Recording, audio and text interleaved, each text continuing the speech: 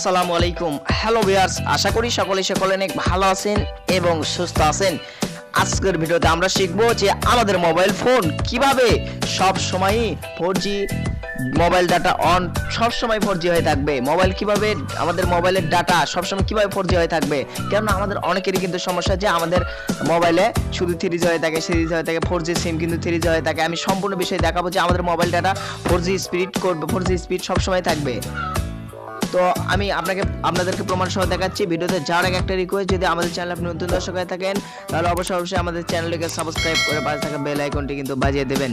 তো দেখুন, সর্বপ্রথম আমি দেখাচ্ছি আমার মোবাইলটাকে অন করে আপনাদেরকে দেখাচ্ছি। দেখুন এখানে কি রয়েছে, এইচ প্লাস মানে 3G পেয়ে রয়েছে। আমার এই ঘরে কিন্তু 3G সবসময় পাই। তো আমি 4G কিভাবে করব আমি দেখাচ্ছি আপনাদেরকে। সেটিংসে গিয়েও কিন্তু দেখাচ্ছি। আপনারা হয়তো ভাববেন ভুয়া, আমি সম্পূর্ণ প্রসেস প্রমাণ সহ দেখাচ্ছি। দেখুন আমি আমার সিমে ঢুকলাম, দেখুন এখানে কিন্তু 4G 3G অটো করা রয়েছে, কিন্তু তাও আমার মোবাইলে 4G পাচ্ছে না। তো আমি এক্ষেত্রে কি করবো, এখন আমাকে একটা কাজ করতে হবে যে সার্চ দিতে হবে প্লে স্টোরে গিয়ে 4G LTE only mode, 4G LTE only mode.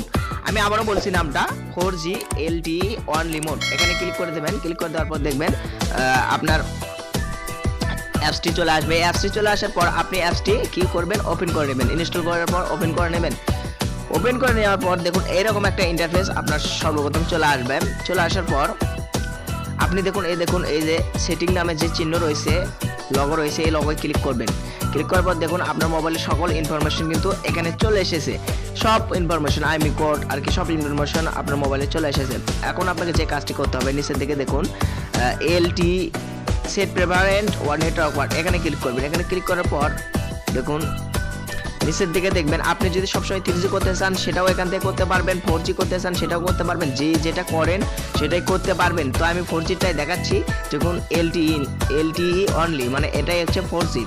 দেখুন আমার নেটওয়ার্ক কিন্তু অল্প কিছুক্ষণের মধ্যে আসবে। তো আপনারা দেখতে পাচ্ছেন, দেখুন আমার নেটওয়ার্কটি কিন্তু 4G হয়ে গেছে। ঠিক আছে, আমার নেটওয়ার্ক কিন্তু 4G হয়ে গেছে। বন্ধুরা দেখুন আমার কিন্তু 4G হয়ে গেছে। দেখুন 4G থেকে কিন্তু 3G হচ্ছে না, সবসময় কিন্তু 4G হচ্ছে। তো আমি প্রমাণ সহ দেখাচ্ছি। আমি আপনাদেরকে ইউটিউবে গেলাম, যাওয়ার পর আমি দেখুন রিফ্রেশ মারলাম। অল্প একটু সময় নেবে আর কি। তো দেখুন সব কাজ কিন্তু আমার হচ্ছে। দেখুন এই যে দেখুন সব কাজ কিন্তু আমার নেটওয়ার্কতে হচ্ছে।